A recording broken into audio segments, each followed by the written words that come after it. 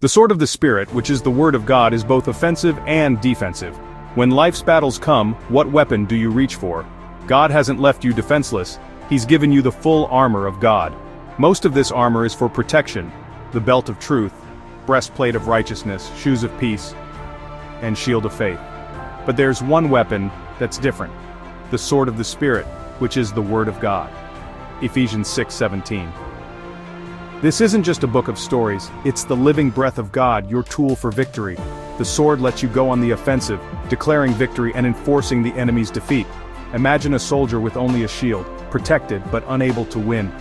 God wants you to thrive, not just survive, and that's why He's given you His Word as your weapon. What weapon do you reach for when the enemy comes against your mind, your family, or your faith? God has given us a weapon sharper and stronger than anything in the natural: the sword of the Spirit, which is the Word of God. It's not just ink on a page, it's living, powerful, and unstoppable in the hands of a believer filled with faith. The sword of the Spirit is the key to winning your battles decisively. When you grasp its power, your life shifts from defense to dominion. Hebrews 4:12 says God's word is alive and active, sharper than any double-edged sword. It never dulls, never weakens, and is always ready for your next battle. When fear whispers lies, don't ignore it. Unsheathe your sword. Declare, God has not given me a spirit of fear, but of power, love, and a sound mind. 2 Timothy chapter 1 verse 7.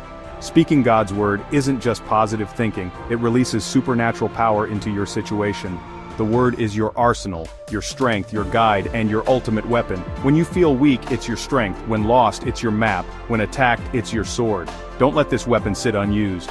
Recognize its power to bring supernatural change starting today. Activate it by reading, speaking, and believing. The sword of the Spirit is both defensive and offensive. Jesus modeled this in the wilderness. When tempted, He didn't argue. He declared, "It is written." Each time He used scripture to counter the enemy's lies and push him back. The word is like a surgeon's scalpel, precise, cutting away what's harmful and bringing healing. When temptation comes, declare, "My body is a temple of the Holy Spirit. I will honor God." You're not a victim of circumstance. You have a weapon to fight back. When doubt, insecurity, or temptation arise, answer with, "It is written." You fight from victory, not for it. Jesus already won. Your job is to enforce that victory daily with the sword of the Spirit. Want to go deeper? Stay tuned for a free ebook at the end of this message. The Word is your tool for daily triumph. Use it boldly. God's Word doesn't just fight external battles, it works inside us. Hebrews 4:12 says it penetrates to our deepest places, judging thoughts and attitudes. It exposes hidden faults and shines light on areas we need to grow. When you read, "Be kind and compassionate, forgiving each other," the Word reveals what needs to change. It's spiritual surgery, cutting away what's not of God so you can become more like Him. Welcome this process. It leads to greater peace, joy, and closeness with God. The sword of the Spirit is your key to victory over anxiety, discouragement, and lies. When worry strikes, declare, "Do not be anxious about anything. The peace of God will guard your heart." When you're weary, speak, "Those who hope in the Lord will renew their strength." Know your weapon, train with it, keep it close, and be ready for battle. When lies say you're not enough, counter with, "I am fearfully and wonderfully made." Victory isn't automatic, you must enforce it with God's word. Use your sword to fight for your health, family, finances, and future. God has promised you victory, claim it. A powerful sword is useless if you don't know how to use it. James 1:22 says, "Do not merely listen to the word, do what it says." Start by memorizing scripture. Hide God's promises in your heart. Write verses on cards, put them where you'll see them, and repeat them until they're part of you. Speak the word out loud. Your voice releases faith and power. Declare God's promises over your situation boldly. Pray the word. When you pray God's promises, you align with His will. For example, pray, "Thank you, God, that your plans for me are good, to give me a future and a hope."